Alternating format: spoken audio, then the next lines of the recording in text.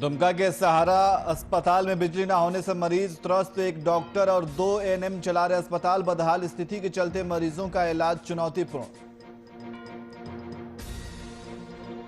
रोहतास में सीएम नीतीश कुमार की नल जल योजना में बनी टंकी ध्वस्त। घटना में एक युवक की गई जान, 3 लोग हुए घायल।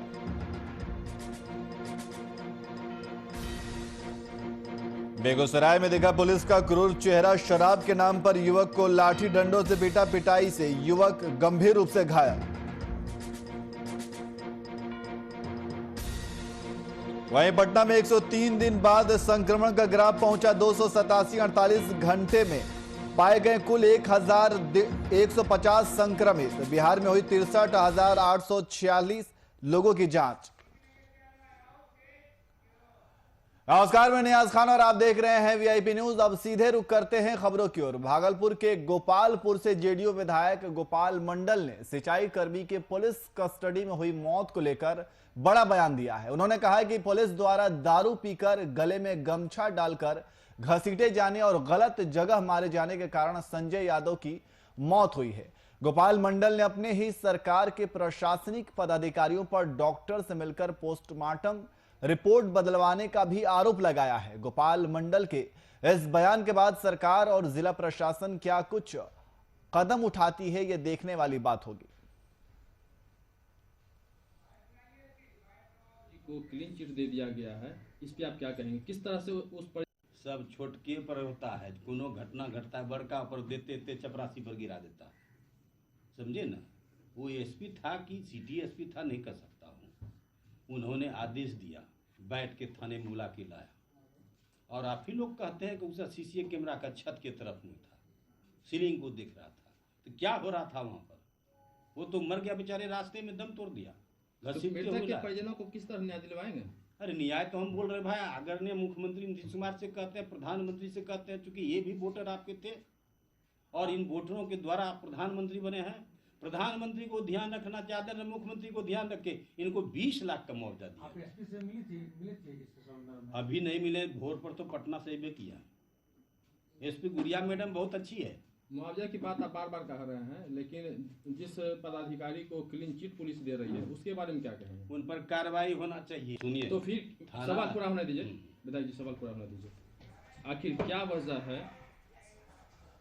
वहीं सूबे के अधिकारियों की घोर लापरवाही ने मोकामा नगर परिषद क्षेत्र के 1950 लाभुकों को पीएम शहरी आवास योजना की तीसरी किस्त से वंचित कर दिया है। अधिकारियों के इस बेरुखी से पीएम शहरी विकास आवास योजना की सफलता अधर में लटक गई है। बताया जा रहा है कि मोकामा नगर परिषद क्षेत्र के 1950 लाभुकों को योजना का लाभ तो मिला, लेकिन लाल फीताशाही के कारण 4 साल बाद भी तीसरी किस्त भी की रकम आज तक नहीं मिली है। लिहाजा गरीबों को इस अदद छत का सपना महज सपना बनकर ही रह गया है।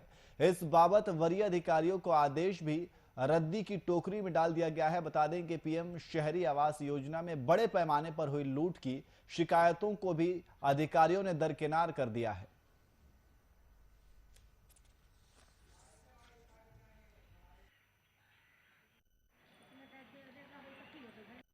आदेश आया हुआ कि पैसा अवलंब दिया जाए। जो 2 किस्त मिला है, 2 किस्त अभी तक बाकी है, जिसमें 38,500 शौचालय का और 45,500 पलस्तर का। ये पैसा अभी तक बाकी है। 1950 घर का, इसके वजह से सारा घर अधूरा पड़ा हुआ है।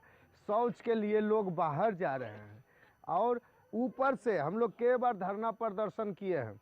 अति पिछड़ा हरिजन मुक्ति मोर्चा के बैनर तले हम लोग धरना दिए थे और उसके आलोक में ये देखिए चिट्ठी भी आया हुआ। और चिट्ठी आया हुआ कितना दिन हो गया, आज तक पैसा देने के बाद क्या जांच कराए हुआ कितना दिन हो गया, आज तक एक दिन हुल्की मारने नहीं आए।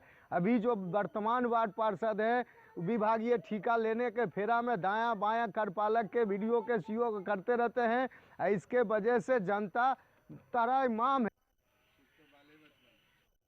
और इसी खबर पर अधिक जानकारी के लिए हमारे संवाददाता मुन्ना शर्मा हमारे साथ फोन लाइन पे मौजूद हैं। मुन्ना, शहरी आवास योजना को लेकर अधिकारियों में काफी लापरवाही देखने का यह पूरा मामला बताया जा रहा है। मुन्ना, देखिए, निश्चित रूप से मोकामा नगर परिषद क्षेत्र में प्रधानमंत्री शहरी आवास योजना के तहत 1950 लाभुकों का चयन किया गया था। इस योजना के तहत 2,67,000 रुपये मकान बनाने के लिए सरकार की ओर से आवंटित किए जाते हैं, लेकिन किस्त बाय किस्त रकम की राशि दी जाती है। मोकामा नगर परिषद में लोगों का कहना है कि 2 किस्त की राशि दी गई है, बाकी शेष 2 किस्त की राशि पिछले 4 साल से आवंटित नहीं की गई है, जिस वजह से जो मकान है 1950 वो आधा अधूरा है। लोगों का जो सपना छत का है वो अभी तक पूरा नहीं हुआ है और इसके लिए कई बार धरना प्रदर्शन भी हुआ। अधिकारियों को लिखित सूचना भी दी गई, अधिकारियों का आदेश भी आया है, लेकिन मोकामा नगर परिषद की ओर से अभी तक वैसे लोगों को जो लाभुक हैं उन्हें तृतीय और चतुर्थ किस्त की राशि नहीं दी गई है। जी, संबंधित अधिकारियों, जैसे कि आपने बताया कि लोगों ने प्रदर्शन भी किया और इसके खिलाफ उन्होंने आवाज भी उठाई, लेकिन क्या संबंधित अधिकारियों की तरफ से किसी तरह का आश्वासन नहीं दिया गया कि जो प्रधानमंत्री शहरी आवास योजना में लोगों को चयनित किया गया है उस सूची में भी कहीं न कहीं गड़बड़ी है। कई ऐसे लोग हैं जो सरकारी सेवक हैं, उन्हें लाभ दिया गया है। कई ठेकेदार हैं, कई बड़े बड़े राजा रजवाड़ा लोग हैं। हालांकि यह योजना गरीबों के लिए है, झुग्गी झोपड़ी वालों के लिए है, लेकिन वैसे लोगों को दिया गया, चयन किया गया जो इसके काबिल है ही नहीं। इसलिए चौथी किस्त, तृतीय और चौथी किस्त रोककर जांच की गई। कई बार जांच हुई है, पटना से टीम आकर जांच की गई और कई अनियमितताएं भी पाई गई है। लिहाजा जब तक जांच रिपोर्ट पूरी नहीं होती है, तृतीय और चतुर्थ किस्त की राशि आवंटित नहीं की जा सकती है। जी, बहुत बहुत शुक्रिया तमाम जानकारी के लिए।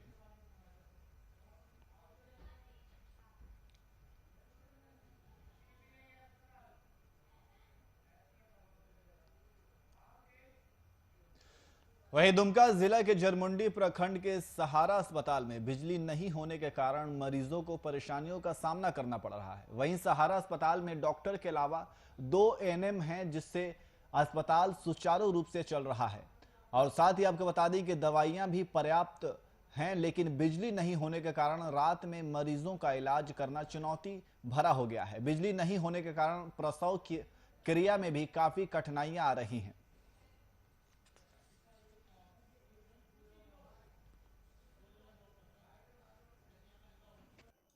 यहाँ पे पेशेंट तो अब आने लग गए हैं, क्योंकि सड़क का जो, जैसा मैंने पहले बताया था कि सड़क की कमी थी, तो अब सड़क बन जाने से पेशेंट आ रहे हैं। बट अभी लाइट की थोड़ा सी प्रॉब्लम है, उस वजह से यहाँ पे रात में लोगों को परेशानी हो रही है।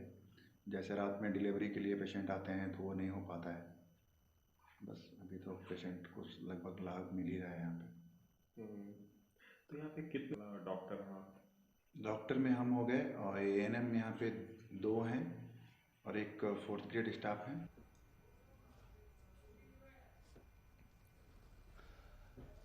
और इसी खबर पर अधिक जानकारी के लिए हमारे संवाददाता सूती ब्रो हमारे साथ फोनलाइन पे मौजूद हैं। सूती ब्रो, अस्पताल में बिजली की समस्या बताई जा रही है, क्या है ये पूरा मामला? जी बिल्कुल, देखिए जरमुंडी प्रखंड स्थित सहारा अस्पताल में बिजली नहीं होने के कारण जो रोगी आ रहे हैं, जो पेशेंट आ रहे हैं, उनको काफी कठिनाइयों का सामना करना पड़ रहा है। हॉस्पिटल पे एक डॉक्टर के साथ 2 एएनएम भी है और दवा भी पर्याप्त मात्रा पे है, पर यहाँ पे जब बिजली नहीं होने के कारण जो प्रसव के लिए जो महिला आती है उन लोग को भी काफी कठिनाइयां होती है जी। क्योंकि बिजली नहीं होने के कारण डॉक्टर जितने भी है, मतलब प्रसव के समय होता है, रोगी आ रहे हो, गर्मी हो, कोई भी चीज होता है, बंजाकरण वगैरह के समय पे भी डॉक्टर लोग को काफी कठिनाइयां आ रही है। जी, तो इसको लेकर के शिकायत की गई है, तो क्या संबंधित जो भी इसके विभाग हैं इसको लेकर के कोई पहल या किसी तरह के आश्वासन? जी, एक बार इससे पूर्व भी वीआईपी न्यूज में प्रमुखता से इस खबर को चलाया गया था, जिसपे इस समय इस अस्पताल पे सड़क नहीं थी। कई किलोमीटर रोगियों लोग को पैदल चल के अस्पताल जाना पड़ता था, मगर अब बादल पत्रलेख को जब इस खबर के बारे में जानकारी मिली थी तो उन्होंने आश्वासन दिया था और सड़क बनाया था।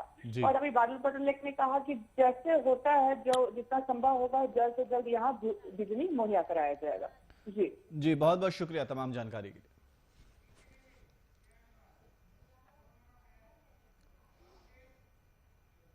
वहीं दुमका जिला में पिछले एक सप्ताह से कोरोना संक्रमण के मामले तेजी से फैल रहे हैं, लेकिन इसके बावजूद दुमका के लोगों के साथ साथ दुकानदार सरकार के द्वारा कोविड-19 के बचाव के दिए गए गाइडलाइन का पालन नहीं कर रहे हैं। कई लोग बिना मास्क के ही बाजार में घूम रहे हैं। दुमका जिले में कोरोना संक्रमण की रफ्तार लॉकडाउन वाले रफ्तार से भी ज्यादा है, जिसका अनुमान इसी से लगाया जा सकता है कि एक सप्ताह के अंदर 104 नए मामले के साथ साथ 2 लोगों की मौत कोरोना संक्रमण के कारण हो चुकी है।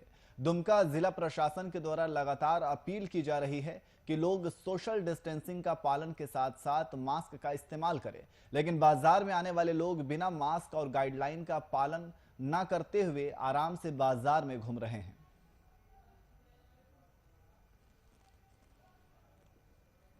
सबसे पहले तो हम लोगों को सावधानी बरतनी होगी। लॉकडाउन की बात की है, अगर हम लोग हर आदमी मास्क पहने, सामाजिक दूरी को बना करके रखें और सैनिटाइज यूज करें, जिससे बहुत हद तक बचा जा सकता है मेरे अनुसार। लेकिन दुकान में कोई भी लोग जो है वो मास्क का इस्तेमाल नहीं कर रहे हैं, ऐसे ही आ रहे हैं जा रहे हैं। हमारे पास जो भी आ रहे हैं मैं उन्हें दूरी पे बैठा रहा हूँ और बोल रहा हूँ कि पहले आप मास्क पहनिए, नहीं है तो आप मुझसे मास्क लीजिए और पहनिए उसे, और सैनिटाइज रखा हूँ दुकान में सैनिटाइज के लिए।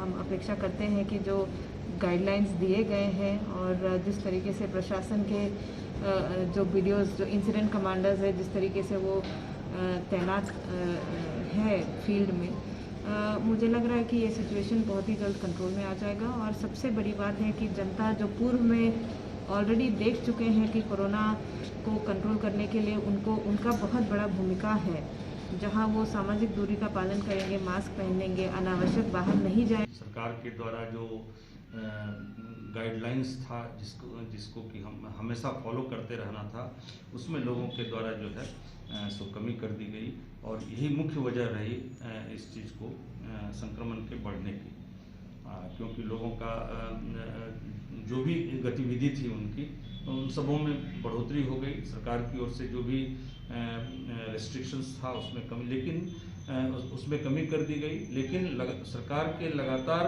निर्देश के बावजूद भी लोगों ने मास्क का उपयोग कम कर दिया।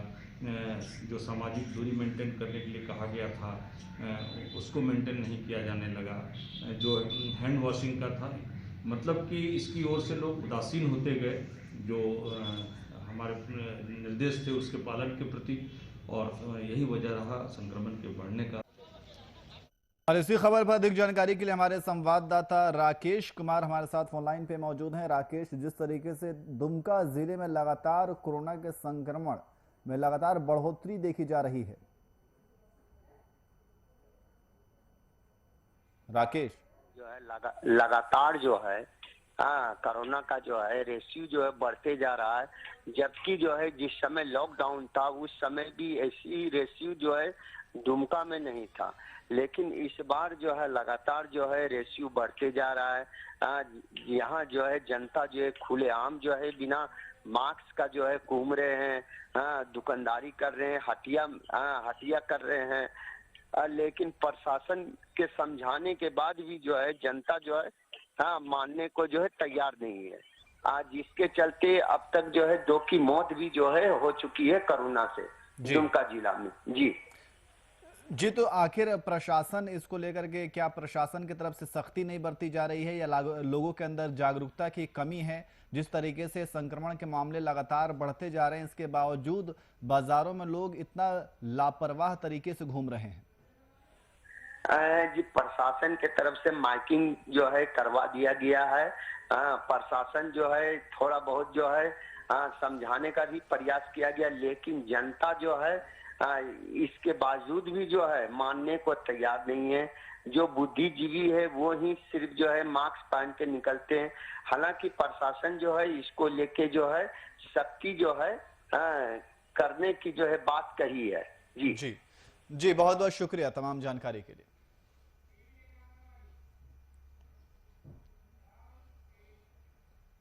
वहीं बासुकीनाथ मिर्धा टोला आंगनबाड़ी केंद्र का अपना भवन नहीं है, जिस कारण आंगनबाड़ी केंद्र भाड़े पर चलता है, जिसे लेकर आंगनबाड़ी सेविका से जब पूछा गया तो उन्होंने कहा कि जमीन नहीं मिलने के कारण आंगनबाड़ी केंद्र का भवन निर्माण नहीं हो पाया है।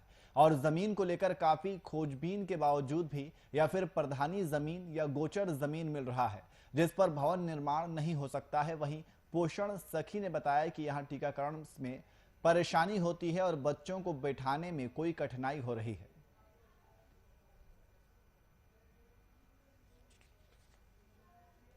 आंगनबाड़ी केंद्र ऐसी जगह पर है जहाँ पर भूमि उपलब्ध नहीं है।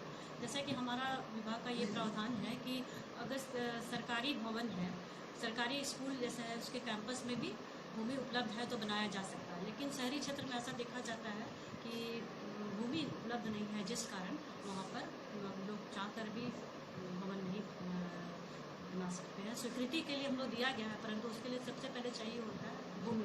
परेशानी जो होता ही है, बच्चे को लोग को भी दिक्कत होता है, यहाँ पे बैठने में रास्ता हो जाता है, ये घर का आने जाने का भी रास्ता है और बच्चा को पढ़ने में दिक्कत होता है। सबसे ज़्यादा दिक्कत टीकाकरण में होता है, बहुत भीड़ हो जाता है, सब आधा से ज़्यादा आदमी रोड में खड़ा रहता है और बच्चा लोग को गर्मी के दिन में इतना छोटा जगह है, आने जाने का ही रास्ता है आधा, और आधा जगह में बच्चा बैठता है।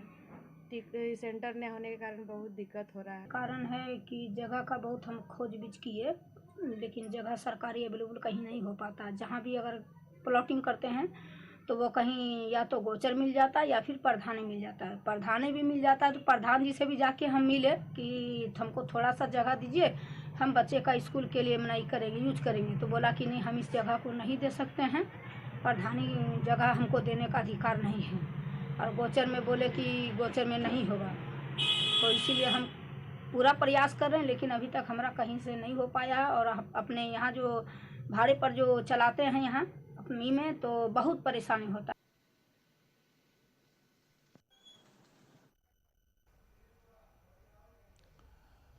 वहीं बेगूसराय में एक बार फिर पुलिस का क्रूर चेहरा देखने को मिला, जहां शराब के नाम पर एक युवक की लाठी डंडे से पिटाई की।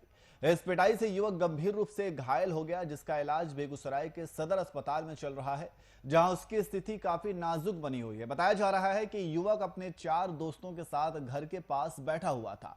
उसी दौरान रतनपुर थाने की टाइगर मोबाइल पुलिस आई और सभी युवक को भगाने लगी, लेकिन वो युवक उसी जगह खड़ा रहा। इतने से ही आग बबूला होकर टाइगर मोबाइल पुलिस ने उसे जबरन वहीं पर पीटना शुरू कर दिया।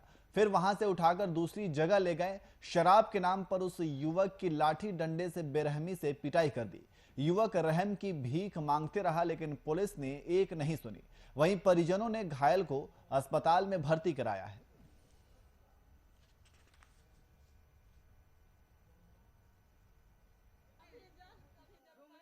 और हमारे बेटा कल के सर हम कुछ करिए नहीं है, हमरा कोई साबुतो देखबे न कल कि बोलबी न ज्यादा तो मार के फेंक देबो। डुमरी वाला खेत एने ले गेले ओए बगल, कुछ छोल न, ऐसा ही है, कोई गलती न। मनभरू टाइप से मनभरू टाइप कुछ न, मतलब पुलिस वाले अपने हाँ वो अपना मन मर्जी कैलखिन, अपना मन मर्जी। हमारे बेटा कल के सर जे कहबे समसुन में की छै साबुतो देखला जेबियो दूर, लेकिन कुछ न हमरा बच्चा के पकड़े ले। आ खेले धुपे वाला बच्चा को उठा के ले गेलखिन, कोनो की हमर गंज खोल भंगोल पिया दारू कुछ न। हम 4 लड़का बैठे हुए थे। कहाँ पे? अपने घर के पीछे खेत है, वहीं बैठे हुए थे। आया, कौन आया था? टाइगर मोबाइल आया, सबको दबा रहा था। हम लोग ने भागे, सबको दबा रहा। उसके बाद हम लोग को धरा, हम लोग को मारा भी। और इसके बाद पूछ रहा था कि भैया तो दारू कहाँ है, बताओ नहीं तो तुमको और मारेंगे, और नहीं बताएगा तो थाना में भेज देंगे, इतना बोलकर। इसके बाद फिर रतनपुर इधर गया। रतनपुर इधर एक खेत है, उधर ले जा बीच खेत में मारा है सर।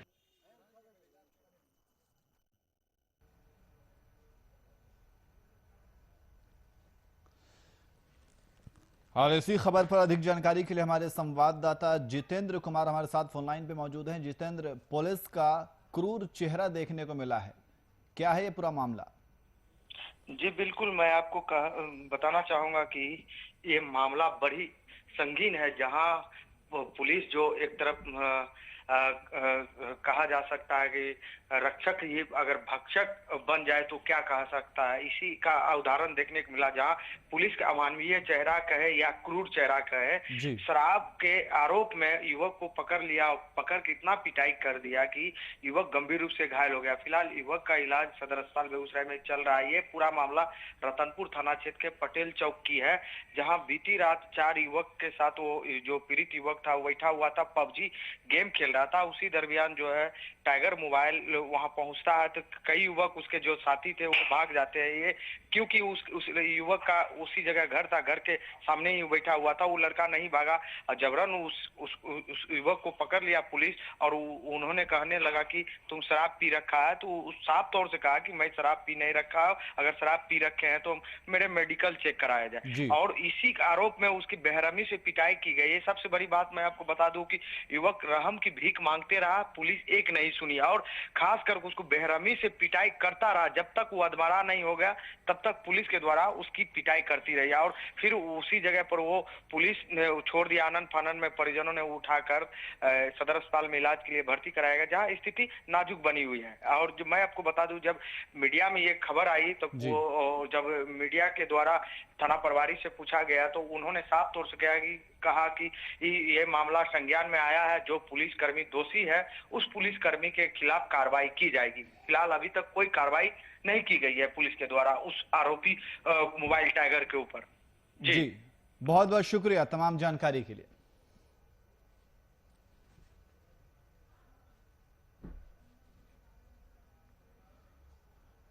वहीं मशरक प्रखंड के बहरौली पंचायत के देवरिया गांव में बीती देर शाम खाना बनाने के दौरान झोपड़ी में आग लग गई, जिसमें खाने पीने का सामान समेत 10,000 रुपए नगद भी जलकर राख हो गए।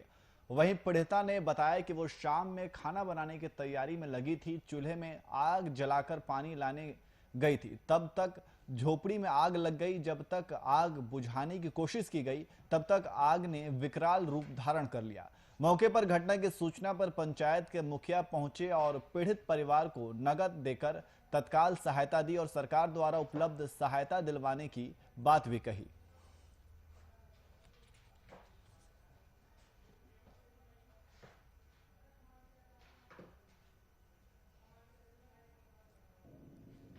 खाना बनावे जाता नहीं, पानी लिया जाता नहीं, तले आग लग गई।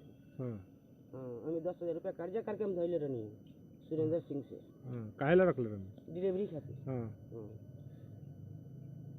आग लग गल? आग लग गई। कैसे बुतल? सब लोग बुतौल है। काका जरल बा? सब कपड़ा लता पैसा कौड़ी सब जर गई।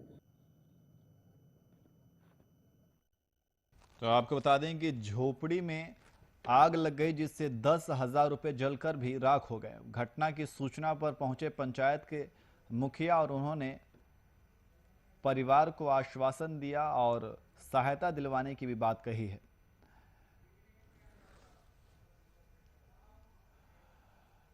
वहीं समस्तीपुर जिले के कल्याणपुर थाना क्षेत्र के रामभद्रपुर पंचायत में खाना बनाने के दौरान चूल्हे से निकली चिंगारी से 20 घर में आग लग गई, जिसमें लाखों रुपए की क्षति होने की बात सामने आई है। वहीं इस आग लगी की घटना में एक ही परिवार के 3 लोगों की मौत भी हो गई है। ग्रामीणों ने बताया कि बीते रात आग लगी की घटना हुई और उस समय सभी लोग अपने घरों में ही सो रहे थे। वहीं कुछ लोगों ने इसकी सूचना कल्याणपुर थाने पुलिस और फायर ब्रिगेड टीम को दी, जिसके बाद सूचना पर पहुंची फायर ब्रिगेड टीम और स्थानीय लोगों की मदद से घंटों बाद आग पर काबू पा लिया गया।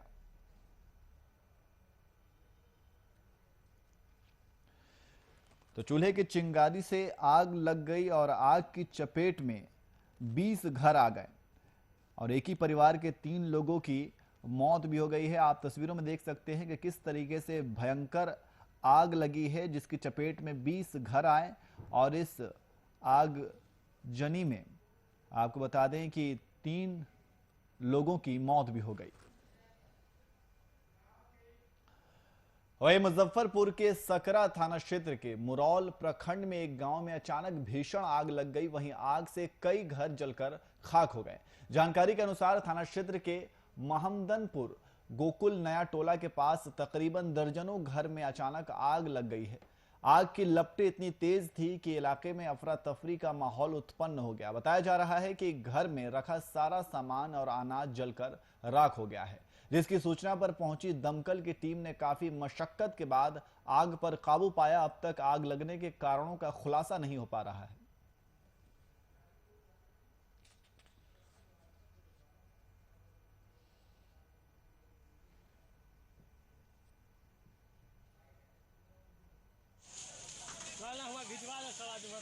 अचानक पता नहीं चल पाया कैसे आग लगी है। सो कितना घर जला है? लगभग 30-35 घर जला है। कितने का नुकसान का आंकलन है? लगभग 15 से 20 लाख का होगा।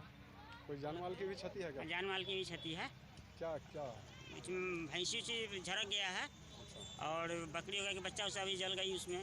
तो प्रशासन की तरफ से कोई मदद आप लोगों को अभी तक मिला है क्या? प्रशासन की तरफ से वही फायर की गाड़ी आई है। आग पर काबू पा लिया गया? हाँ, पा लिया गया। कौन सा जगह है? मोहम्मद गोकुल नया टोला है। SHO सकरा के अनुसार कि मोहम्मदपुर कोठी में आग लगी है। लगभग दर्जनों घर फूस के मकान जो जल गया है और तत्काल पहुंचकर फायर के 2 यूनिट गाड़ियां और आग पर काबू पाया गया। आग पर काबू पूरी तरह पा लिया गया? हाँ, आग पर लगभग कितना घर जला है सर? लगभग दर्जनों घर जला गया और भारी नुकसान हुआ है लोगों का।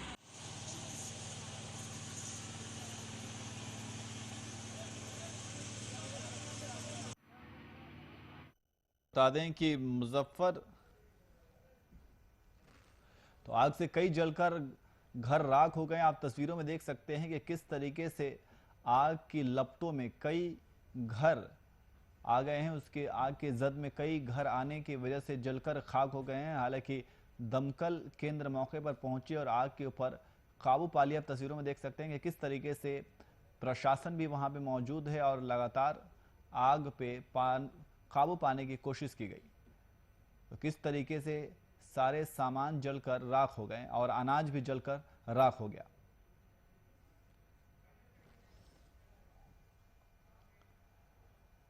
फिलहाल बुलेटिन में इतना ही। देश और दुनिया की तमाम खबरों के लिए